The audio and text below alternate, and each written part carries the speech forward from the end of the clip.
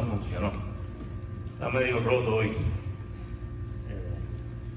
Hermanos, ustedes no saben el placer que me da a mí estar acá hoy, trayéndole la palabra de Dios.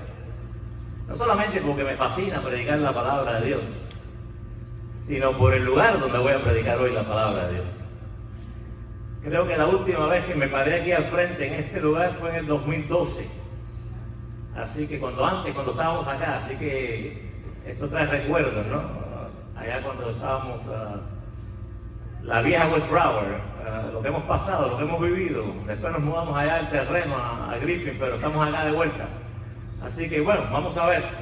La palabra de Dios, no importa dónde se predique, siempre es la misma. Quiero decirle a los jóvenes que me perdonen, aunque algunos lo saben. Por razones de lo que estamos pasando, obviamente no tengo mucho tiempo y voy a traer un tema que ya toqué con ellos hace 2 sábados atrás. Así que, pero como lo voy a traer en español, y según mi pastor de mi juventud, dice que el español es el lenguaje del cielo. Hoy van a aprender mucho más, porque hoy lo van a entender de verdad, de una manera espiritual. Así que vamos allá. Vamos a orar, mis hermanos. Padre amado, gracias te damos este lindo día por tu presencia en medio nuestro, porque sabemos, Señor, de que tú estás aquí. Tú eres el Rey de Reyes y Señor de Señores. Padre, te manifiestas de tantas maneras en nuestras vidas, Señor. Por eso queremos exaltarte, glorificarte, ensalzar tu santo nombre, Señor. Padre, lo que traemos tu palabra, rogamos por tu presencia, por tu bendición, que tú, Señor, apoyes a este siervo inútil, Padre, para que tu palabra pueda llegar a nuestros corazones y calarnos allá, Padre, y más en medio de tanta necesidad que hay en este mundo, Padre. Abre nuestros ojos, Señor, reaviva nuestro espíritu, glorifícate, Señor, en medio de todo lo que se diga aquí. Padre, que cuando salgamos de acá no salgamos igual, sino que estemos, Señor, motivados a buscarte, a seguirte, a buscar a los perdidos, a predicar tu evangelio, a hacer, Señor, la obra, Señor, para la cual tú nos has puesto y nos has dejado acá en esta tierra, Señor. Y que tu nombre, Padre, con todo lo que hagamos, con todo lo que digamos y con todo lo que decimos, pueda ser altamente glorificado.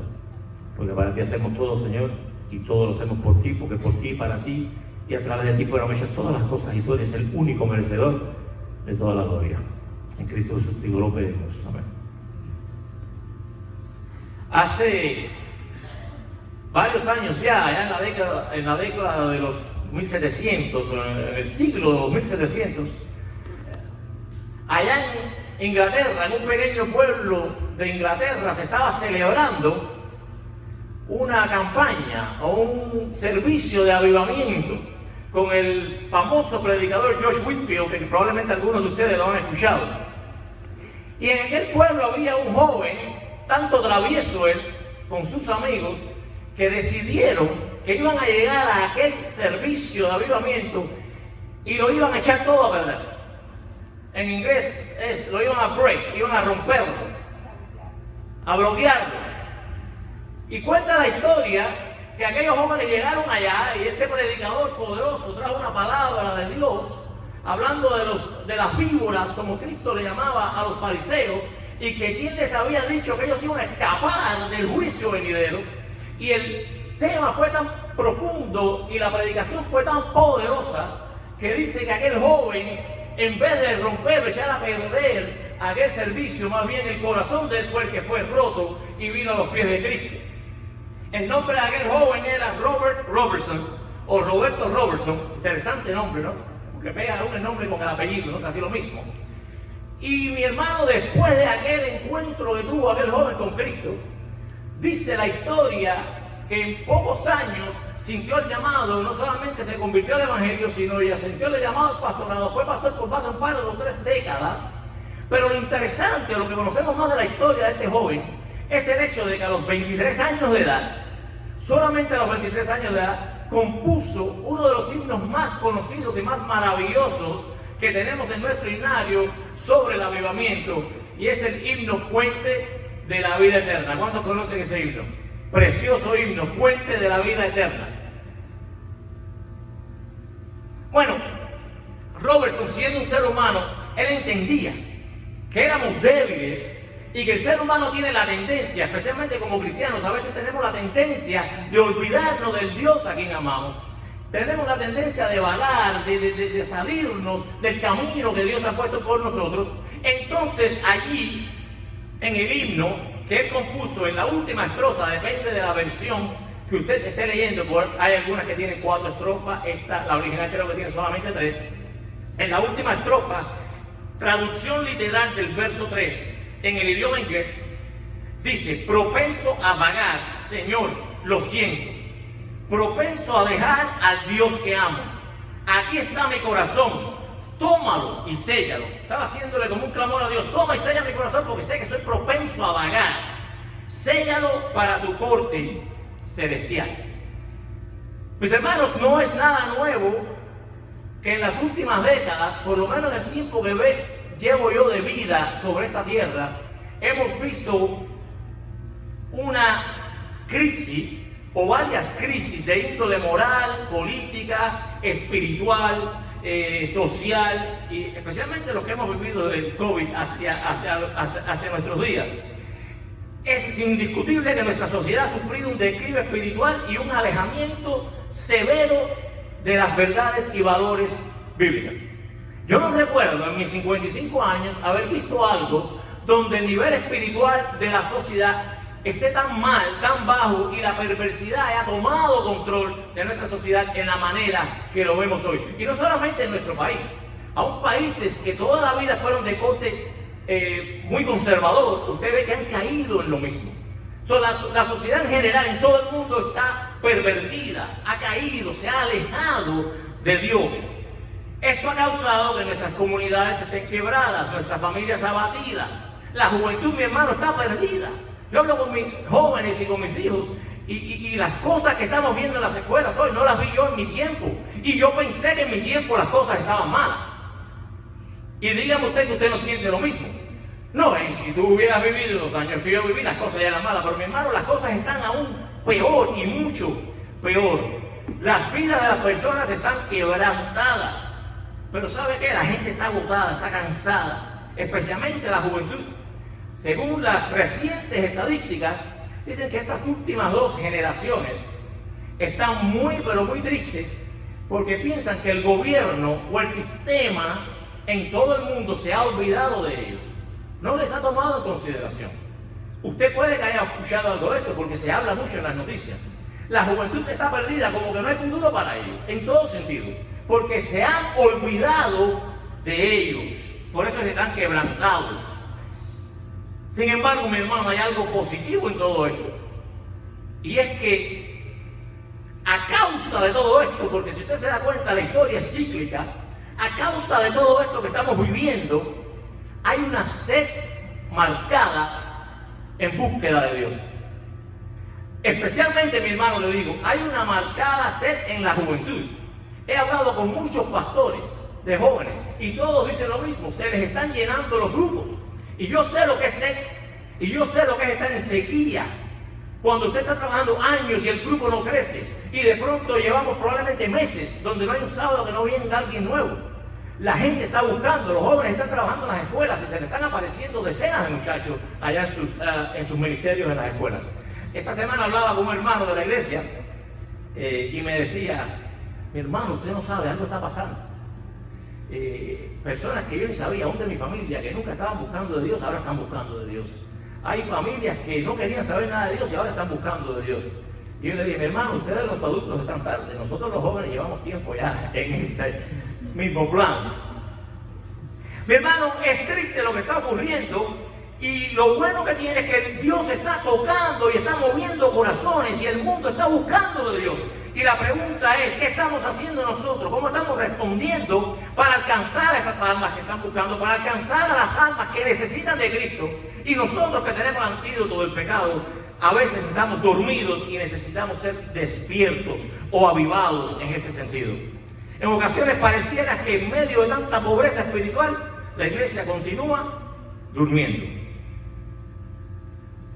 Mi hermano, no hay nada más triste que cuando el cristiano pierde su pasión por la obra, pierde la pasión por las almas.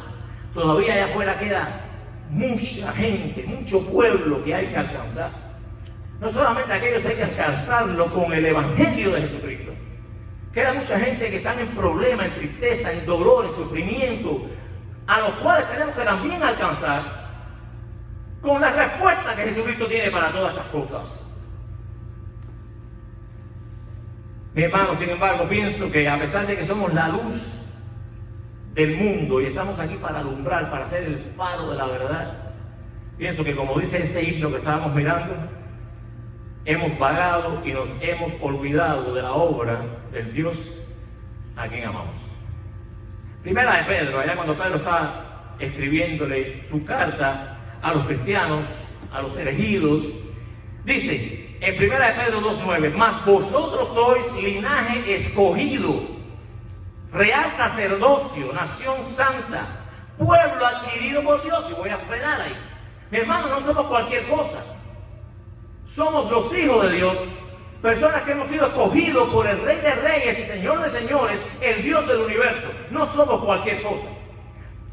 Pero lo que más me gusta es lo que viene después, porque habla de propósito.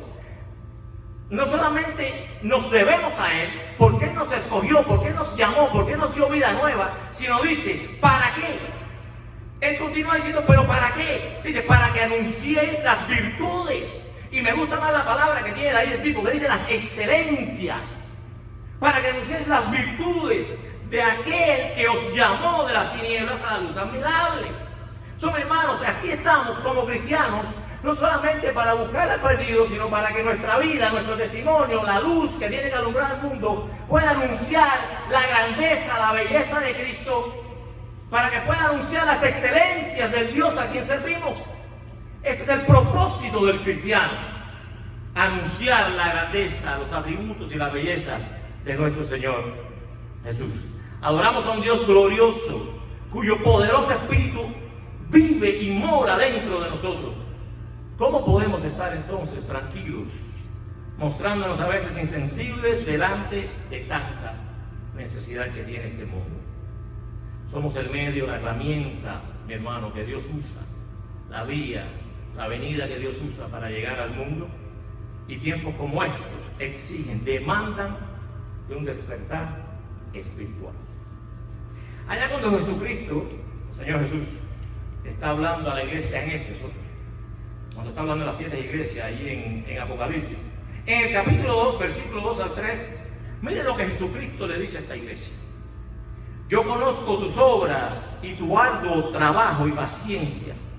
Fíjense que Cristo los está elogiando por la obra que esta gente está haciendo.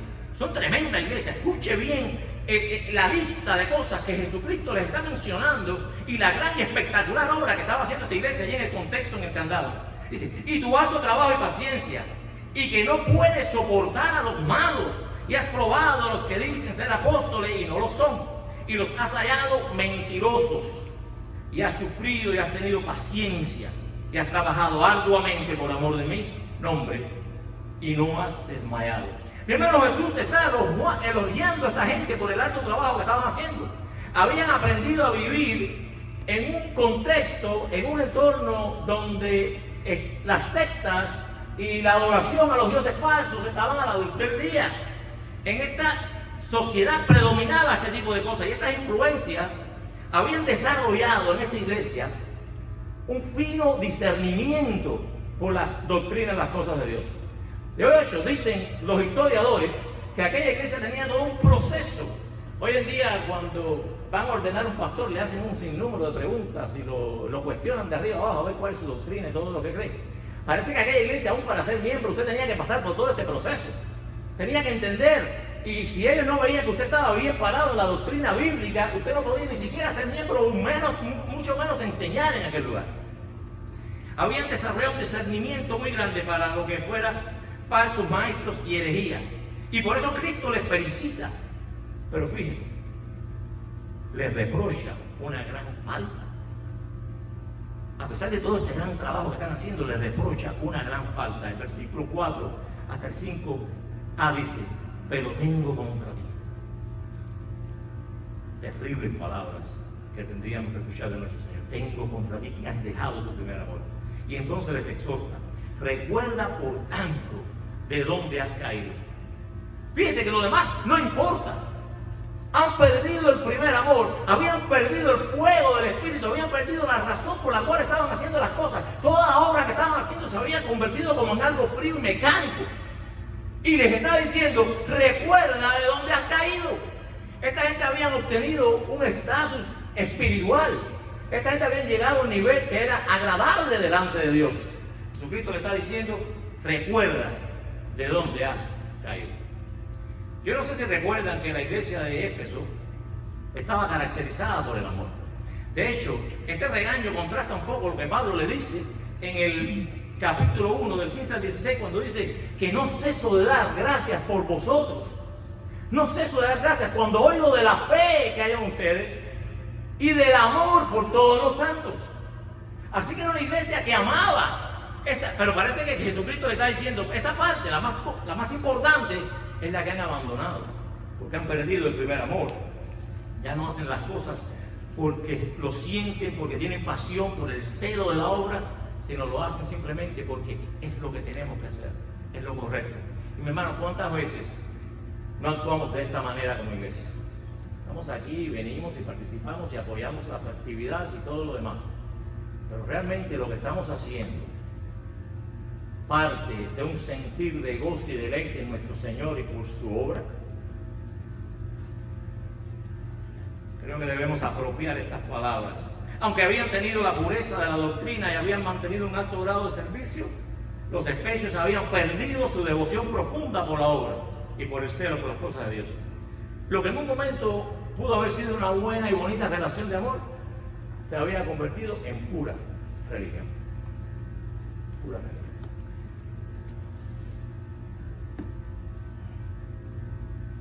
Ahí el versículo 5b dice, arrepiéntete y haz las primeras obras. Le está diciendo, vuélvete a las bases.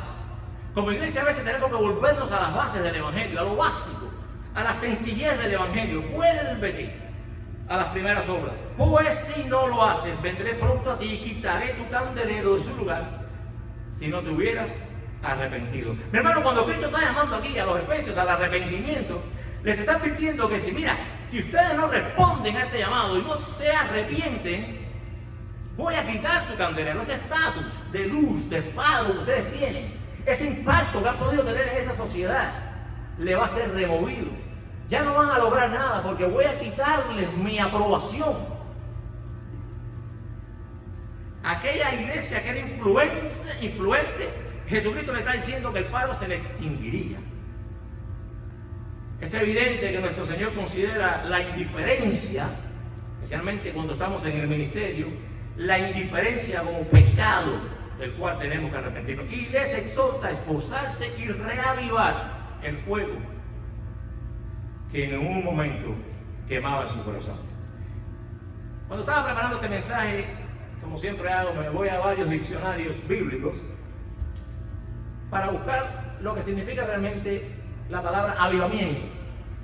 Y a veces traigo unas definiciones bastante largas, porque lo que hice fue que cogí varios de ellos, y como todas me gustaban, las uní todas para más o menos ver qué cosa es y cómo podemos reflexionar en esta palabra avivamiento. Y no estoy hablando de avivamiento, que algunos quizás digan, este se está metiendo ya en estas profecías, que hay gente que piensa que va a haber un avivamiento al final de los tiempos. No tiene nada que ver con eso, mi hermano. Yo no soy dispensacionalista, ni quiero que estén bien en nada, así que por favor, eso no es lo que me estoy refiriendo. Me refiero al avivamiento, el despertar que es necesario cada cristiano tenga en su vida para poder llevar a cabo la obra de Dios, porque es un mandato. ¿Okay? Como individuos, dice allí la definición de avivamiento: es un llamado a despertar de parte de Dios a la iglesia. Es reavivar el fuego del Espíritu Santo en las almas del pueblo de Dios. Es una pasión por su reino y su gente. Esto no lo digo yo, lo dice el diccionario bíblico. Es una realización interna de que estamos descarrilados, que nos lleva a redirigir nuestras vidas, esfuerzos, deseos y todo nuestro ser. Es el Espíritu tomando posesión de nuestro corazón, alma y mente. Es un regreso a nuestro estado original, por lo que yo le llamo, lo que el Apocalipsis le llama o hace referencia como el primer amor. Hermano, quisiera ver un ejemplo bíblico de esto. Hay varios, pero tomé el ejemplo del pueblo judío allá en el libro de Nehemías, para ver lo que es un avivamiento espiritual en el pueblo de Dios. Y primero quisiera darle un contexto para que sepamos exactamente dónde estamos posicionados históricamente. Recuerde que el pueblo judío, ya el imperio israelita del norte ya había sido tomado, y los judíos bajo el rey Nabucodonosor, en el reino del sur, Judá, fueron llevados cautivos a Babilonia, y hacía 70 años que estaban viviendo en cautiverio. Cuando empiezan a regresar, que todo esto comienza bajo el dictamen de Ciro, el rey Ciro, empiezan a regresar, vienen en tres olas principales, aunque estaban mudándose de poco en poco, ellos empiezan a regresar como que en tres olas grandes de judíos, y el primero fue bajo el mando de Zorobabel, quien llegó y retornó a la ciudad santa para restaurar el templo. Él fue el primero. Después vino Esdras, el sacerdote, y él estaba más preocupado por reconstruir la ciudad, o especialmente más en lo que se refería a las almas, al pueblo israelita, en lo que concernía a su vida espiritual. Y el último que llega es Nehemías, que todos sabemos, o probablemente la mayoría de la gente lo conoce mejor, porque es el que restauró o reconstruyó los muros de la ciudad. Ahí ese es el contexto en el que estamos viviendo, pero de pronto llegamos al capítulo 7, ya no más historia, ya no más contexto. Aquí llegamos al capítulo 7 y vemos una cadena de sucesos que barren a la nación en un genuino avivamiento. Allí se nos da una ojeada de cómo Dios sacude los corazones de esta gente a través de ciertos eventos, y el Espíritu lleva a la nación a un despertar. Y bueno, le daré mi interpretación de todo este pasaje, y quisiera señalar algunos elementos, ¿no?, que encuentro allí, o principios bíblicos que quizás pudiéramos hacer o seguir en nuestro contexto, aplicar a nuestro contexto, si realmente queremos ver a la iglesia que pueda reanudar su fuego espiritual hacia la obra. Lo primero que observamos ahí en la historia es que los judíos debían recuperar su identidad. Su identidad. Fíjense que Nehemías acababa de completar el proyecto. Ya las paredes habían sido reconstruidas. De hecho, lo hizo en 52 días. Yo trabajo en construcción y no sé quién puede construir una casa en 52 días, mucho menos las paredes o las murallas de toda una ciudad. Aquello fue impresionante, ¿no? Y Nehemías había ya terminado con lo que había hecho. Así que Nehemías podría haber dicho: yo cumplí con mi parte, he terminado mi obra, me voy a sentar, me voy a relajar y voy a disfrutar. Pero la Biblia nos muestra que Nehemías amaba demasiado al pueblo de Dios, amaba demasiado la gloria de Dios, y dice que no podía descansar. En el versículo 4, ahí del capítulo 7, vemos que este pueblo necesitaba recordar quiénes eran. Dice: porque la ciudad era espaciosa y grande, pero poco pueblo dentro de ella. Me fascina este versículo: poco pueblo dentro de ella, y las casas no estaban reedificadas. Quiere decir, los habitantes eran pocos, mi hermano. Qué figura tan exacta de lo que vemos hoy en día. Tenemos muchas iglesias y muchas catedrales, y aún aquellas que pudiéramos decir que tienen cierta gente o cierto número de personas adentro, realmente el verdadero cristianismo vive allí. Las iglesias están vacías. Les dije al principio, hay necesidad y hay gente que está buscando. ¿Qué está haciendo la iglesia para llenar estas sillas? ¿Qué estamos haciendo? Dice que los habitantes eran pocos. Note que a pesar de 70 años de cautiverio, esta gente no habían perdido el conocimiento de quiénes eran, pero habían perdido su identidad. Ellos sabían étnicamente de dónde venían. Ellos habían mantenido como judíos, pero habían olvidado su identidad, quiénes eran verdaderamente. Cuando todos estos israelitas empiezan a regresar a la ciudad santa de Jerusalén, ya las murallas estaban erectas, ahí estaba el templo listo para adorar, pero cuenta la historia y la Biblia que se estaban mudando afuera de la ciudad, fuera de las paredes de la ciudad. Parece que era un poquito más fácil restaurar sus vidas o restablecer sus vidas afuera que tener que entrar y restaurar todas aquellas casas que estaban destruidas. Por lo que se estaban mezclando, dice la palabra, estaban mezclando con la gente de la tierra, con el mundo. Y estaban viviendo allí entre ellos y se casaron con ellas, con mujeres que no eran judías. Dice que el corazón de la gente no estaba allí, se habían olvidado del Dios a quien pertenecían. Hermano, algo similar, aplicando este versículo, pasa en nuestras vidas.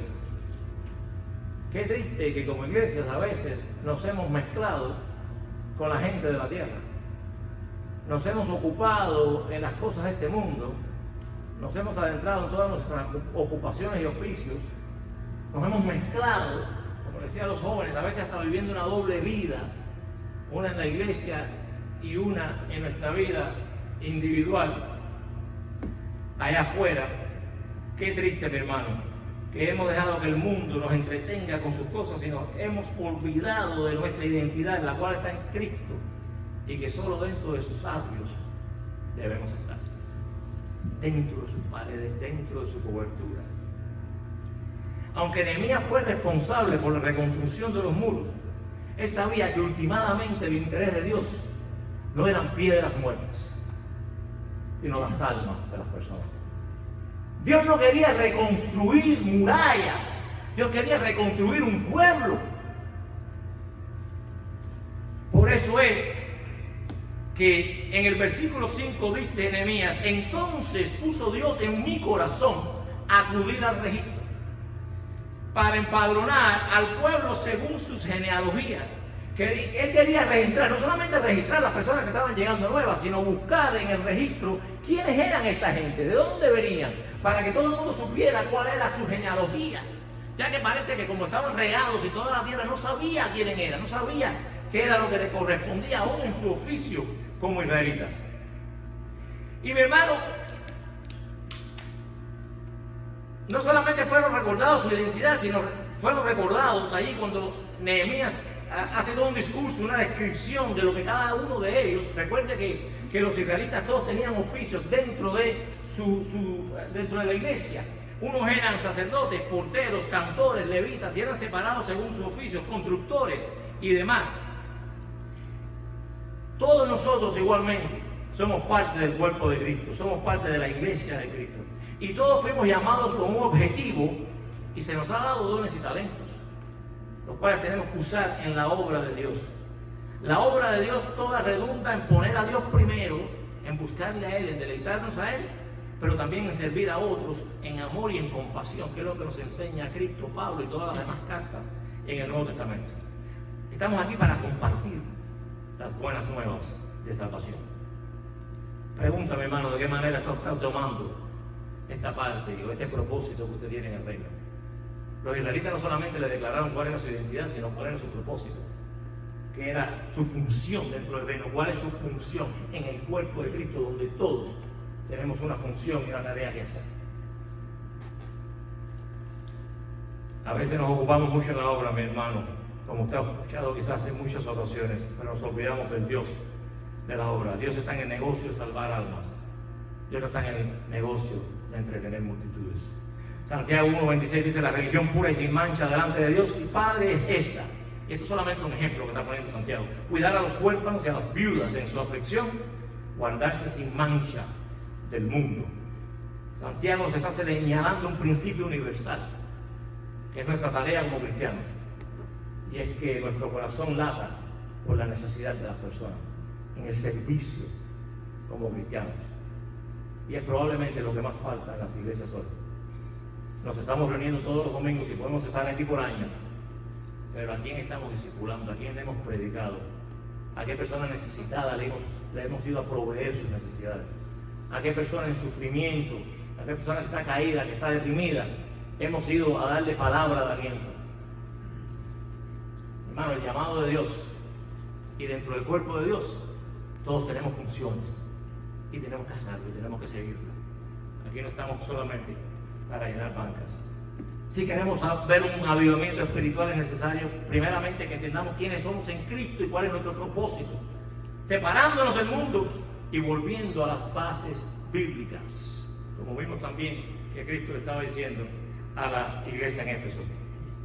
Vemos que esto fue lo que hizo el pueblo. Ellos necesitaban regresar a los fundamentos, tenían que acercarse a Dios, y lo vemos en el capítulo 8, como se acercaron unidos a la palabra de Dios primeramente. Escuche esto, qué bonito, dice: y se juntó todo el pueblo como un solo hombre en la plaza que está delante de las puertas de las aguas, y dijeron a Esdras: el escriba que trajese el libro de la ley de Moisés.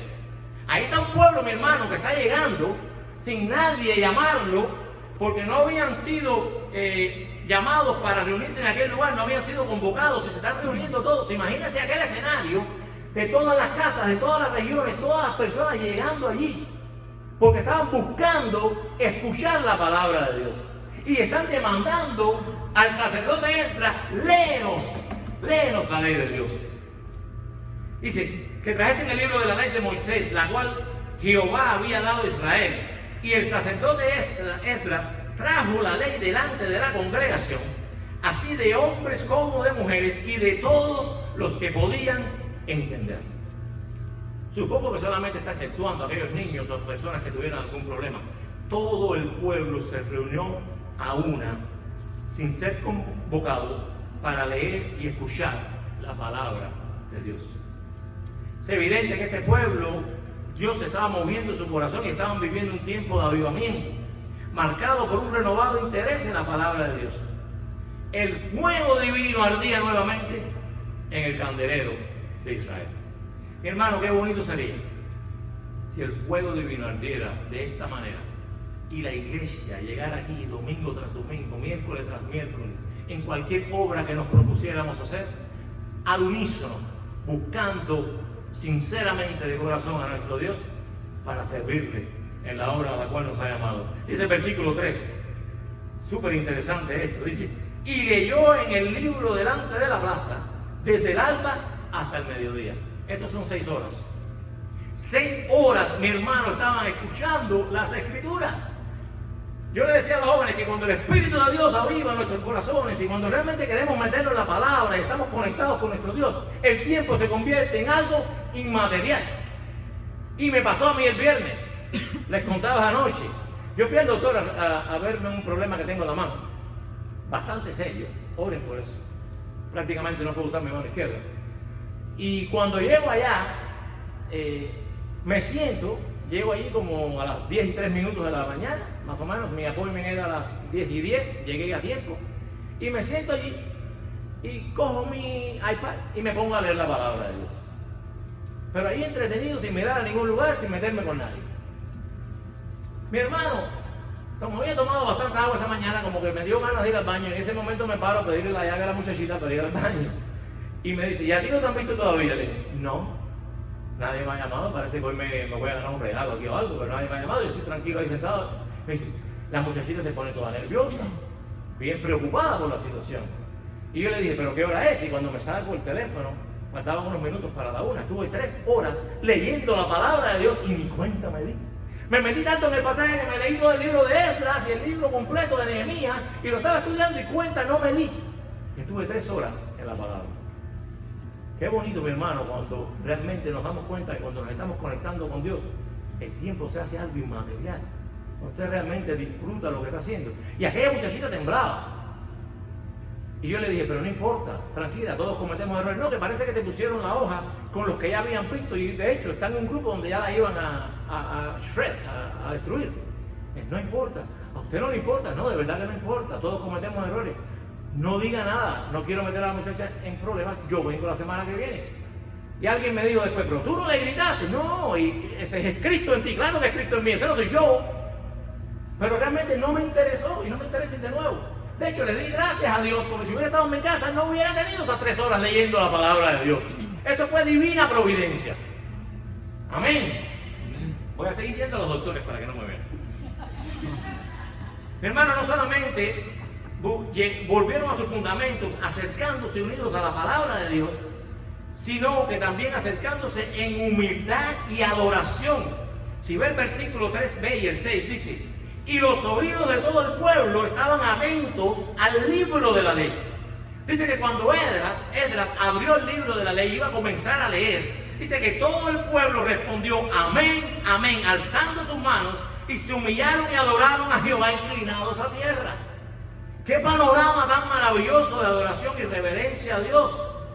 Cuando al unísono decidimos venir como cuerpo y levantarnos juntos en la palabra, en oración y en adoración a su santo nombre. Seguro estoy, mi hermano, que si esto hacemos, Él se manifestará poderosamente y nuevamente el fuego de Dios abrazará nuestros corazones. La iglesia necesita despertar. Si queremos ver un avivamiento, les reto que cuando vayan a sus casas hoy, en vez de desplazarse por las páginas de Facebook, abran la Biblia y la lean. Y en vez de sentarse quizás en un sofá a ver otra película, que ya se han visto todo Netflix, estoy suponiendo, se arrodillen y vayan en oración a Dios. ¿Usted cree que Dios va a moverse poderosamente en la iglesia y va a hacer grandes cosas? Yo le garantizo que sí. De todas maneras, Netflix es del diablo, así que créanme, desconecten su suscripción a ese lugar. Bueno, la tercera cosa que necesitaban hacer era no solamente entender su identidad, no solamente necesitaban regresar a los principios, sino necesitaban entonces restaurar esa relación que se había roto. Tenían que moverse en arrepentimiento y confesión. Fíjense los pasos que estamos mirando, porque creo que son idénticamente lo mismo que es requerido de un cristiano. Tenían que venir a Dios reconociendo de dónde habían caído y moverse al arrepentimiento y a la confesión.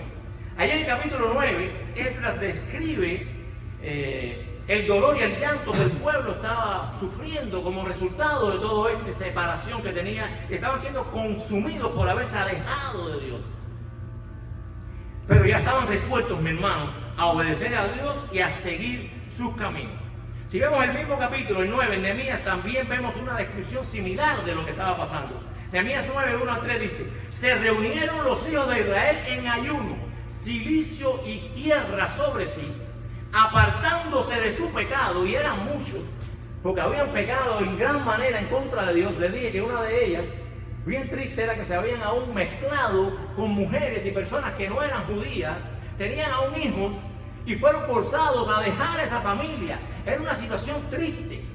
Y dice: apartándose de su pecado y estando en pie, confesaron sus pecados y las iniquidades de sus padres.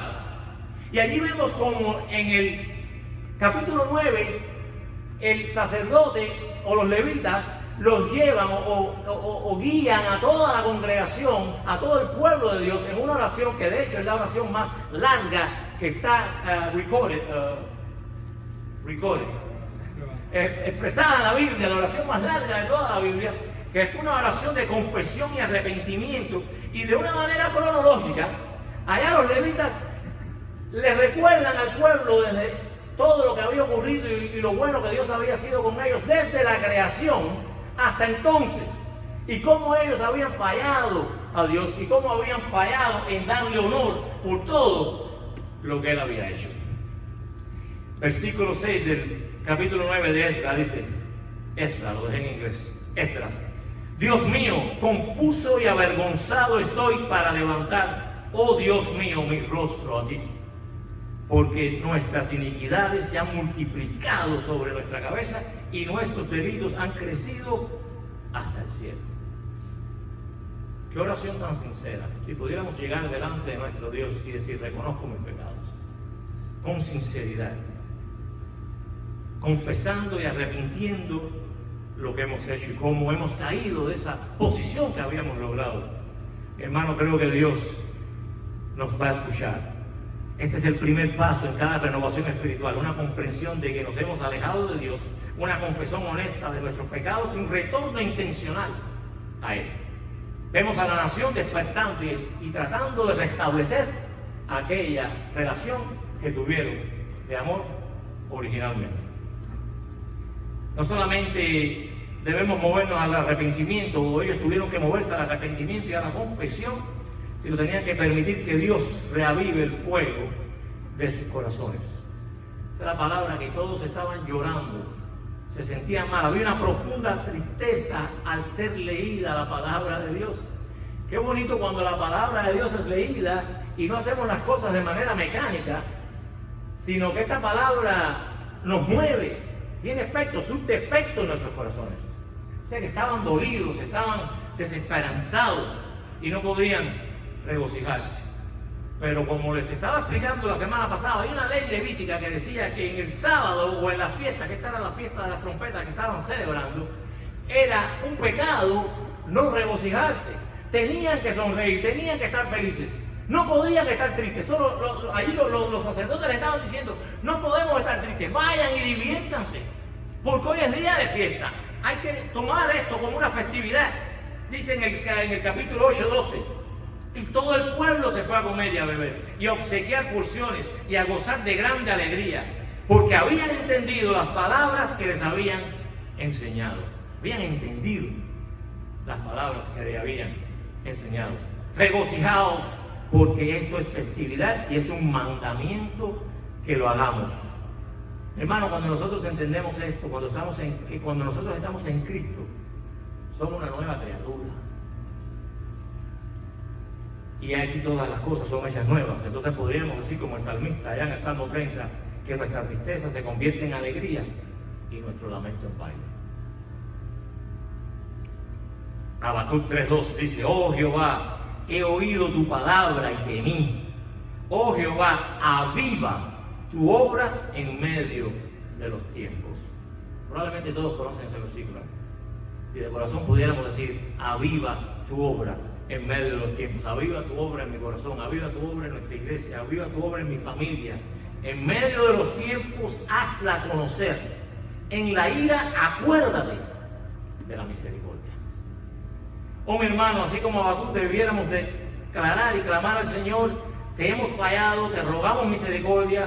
Quizás perdimos la pasión por el Evangelio, quizás perdimos la pasión por la obra, aquello que sentíamos anteriormente, el fuego del Espíritu que nos movía, quizás ya no lo tenemos, pero tenemos que devolvernos a Él, pedirle que nos perdone y decirle que restaure nuestra pasión por la obra y que seamos nosotros quienes podamos entonces hacer conocer la obra de Dios al mundo, a nuestro alrededor. Y la última cosa, precisaban responder al llamado.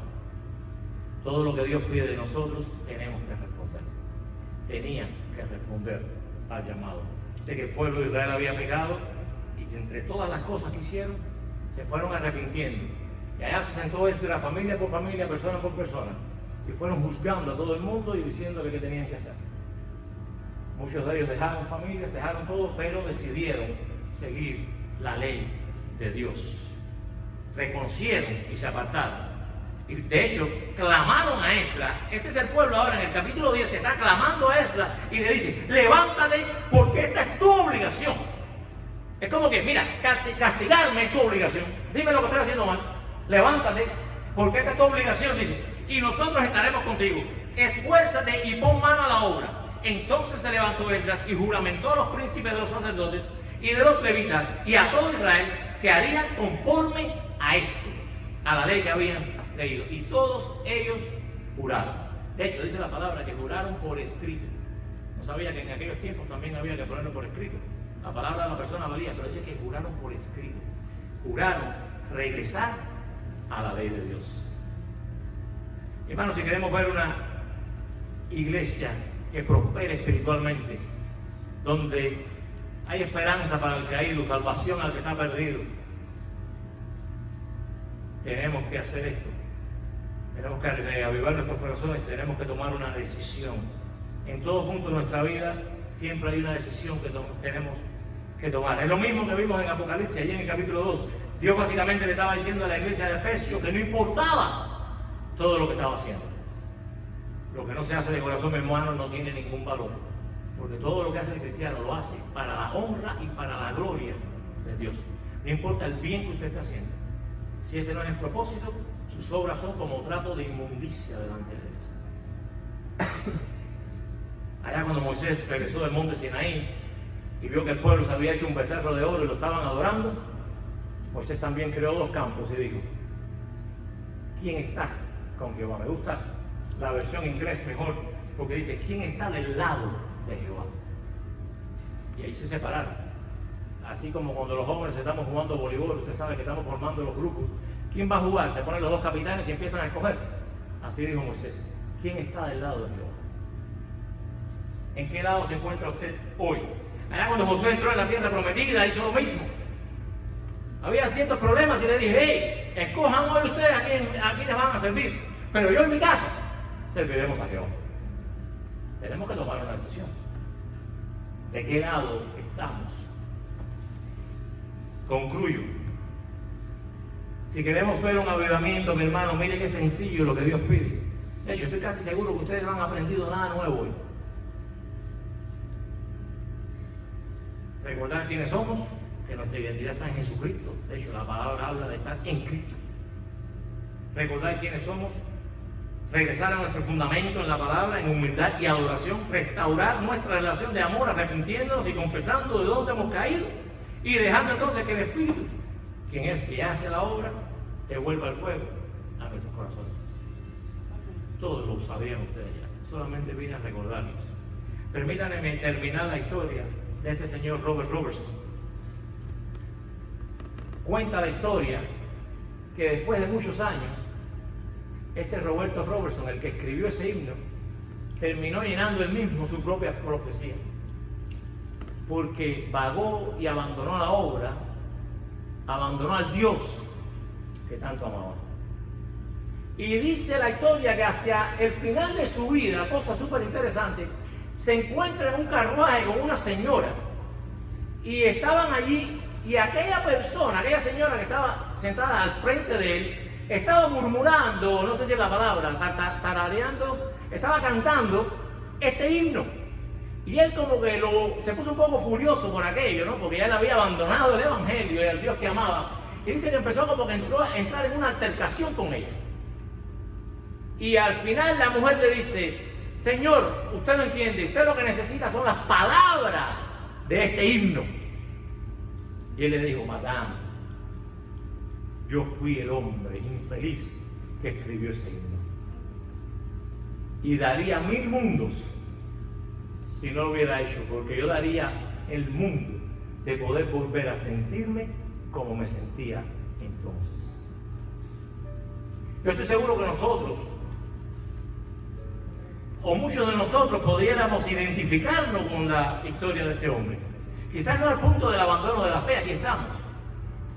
Pero mi hermano, sí en el sentido de que muchas veces quisiéramos volver a tener la pasión que un tiempo ardía en nuestros corazones. Y esto nos lleva a preguntarnos la pregunta del salmista, Salmo 85:6, cuando dice: ¿no volverás a darnos vida? Señor, ¿no volverás a reavivarnos para que tu pueblo se regocije en ti? No volverás a reavivarnos para que tu pueblo se regocije en ti. Hermano, que esto sea un día de reflexión para nosotros. Gracias, Padre, le damos por tu palabra, le damos gracias, Señor, por tu presencia en medio nuestro. Oh Señor, hemos fallado de tantas maneras, hemos deshonrado con nuestras acciones, nos hemos olvidado a veces del Dios a quien amamos, hemos perdido el fuego del Evangelio en nuestros corazones. Estamos clamando a ti sinceramente hoy, Señor, que tú nos devuelvas el fuego a cada uno de nosotros. Que esta iglesia pueda ver, Señor, al Dios, al Rey de Reyes y Señor de Señores manifestándose poderosamente, porque tú eres el mismo Dios ayer, hoy y siempre. Lo que hiciste en aquel momento con el pueblo israelí, lo puedes hacer con nosotros hoy, Padre. Estamos delante de ti, Señor, rogándote, Padre, de que tú te manifiestes, de que tú, Señor, venga a nuestros corazones, que tú avives cada uno de nuestros corazones para que tu obra pueda ser, Señor, mostrada, desplegada, tu gloria pueda ser, Señor, y tus excelencias desplegadas en este lugar y en este tiempo en el cual estamos viviendo, que nuestras vidas puedan ser y ser dedicadas completamente para glorificar y santificar tu santo nombre. En Cristo Jesús tuyo lo dejamos todo, Señor, y te damos las gracias. Amén.